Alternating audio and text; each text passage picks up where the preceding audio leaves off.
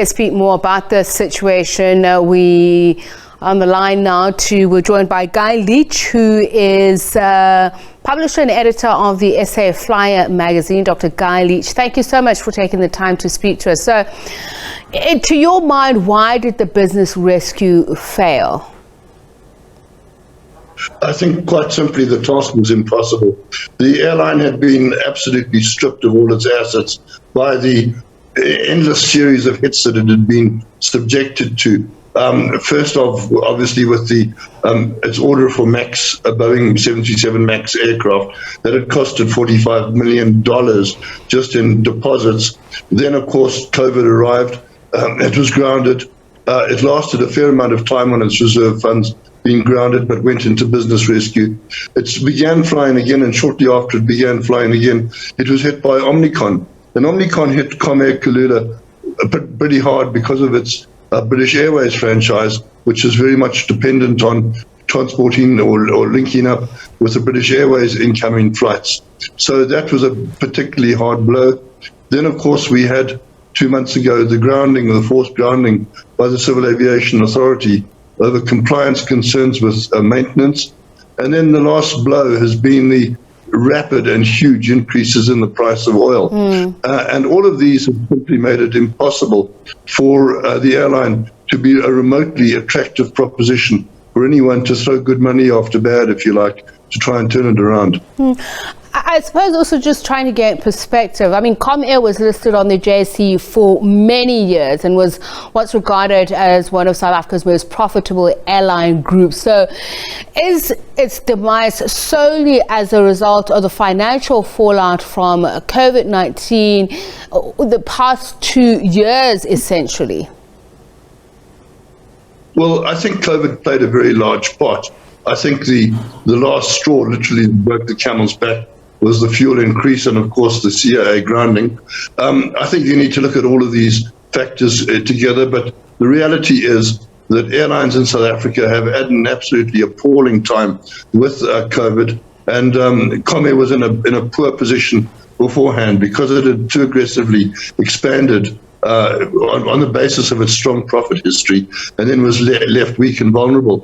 Unlike, for instance, Airlink and FlySafair, which had been quietly investing in their balance sheet, which had given them the financial strength, the reserves, if you like, to survive the COVID lockdown. Unfortunately, they weren't too exposed to any of the other disasters that befell Comair either. I mean, rising operational expenses, some of which you have spoken about, and the suspension of the airline's aircraft operating certificate by the SA aviation authorities.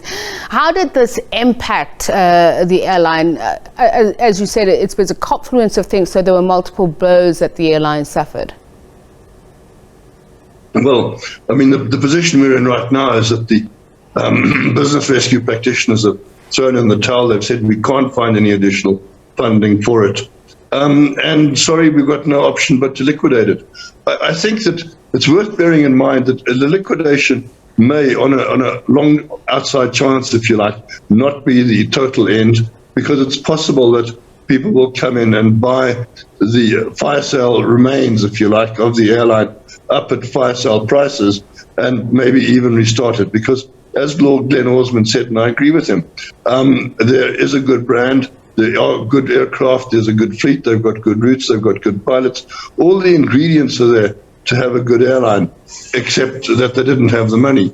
So if there's a chance, and maybe it's a distant or slim chance, that somebody could come in and restart the airline out of liquidation, but at least there's some hope. And will we obviously be looking at somebody outside, or is there anybody internally in South Africa who may see it as the good proposition?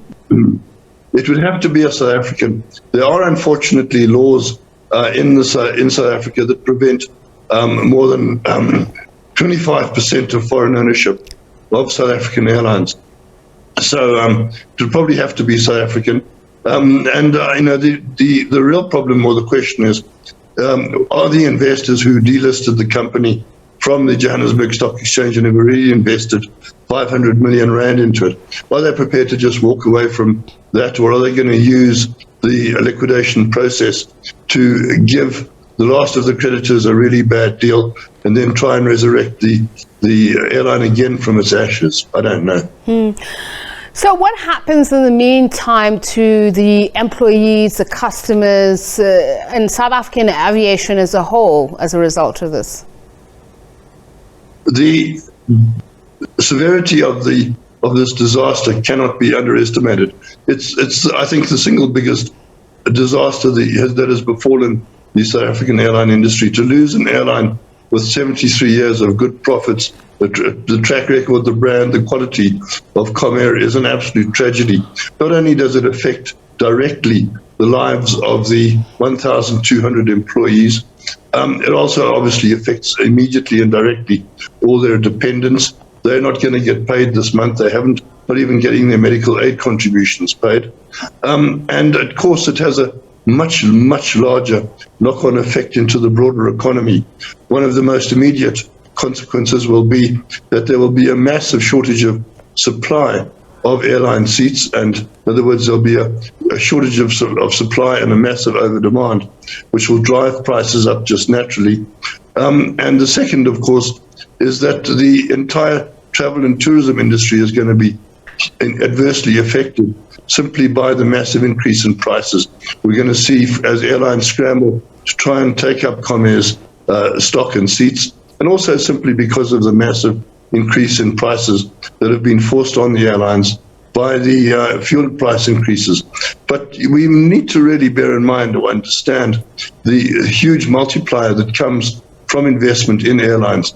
The airlines make it possible for people to trade, to travel, to to visit bed and breakfasts and buy bed nights in, for instance, tourism destinations, which have a huge impact on employment there.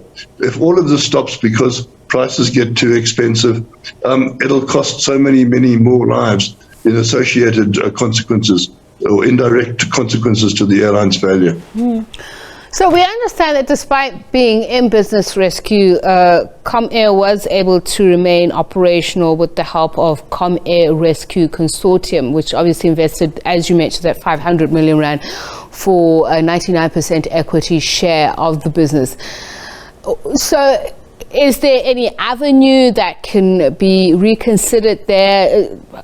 Is there a lifeline that can come from somewhere? We've seen absolutely no signs of any lifeline.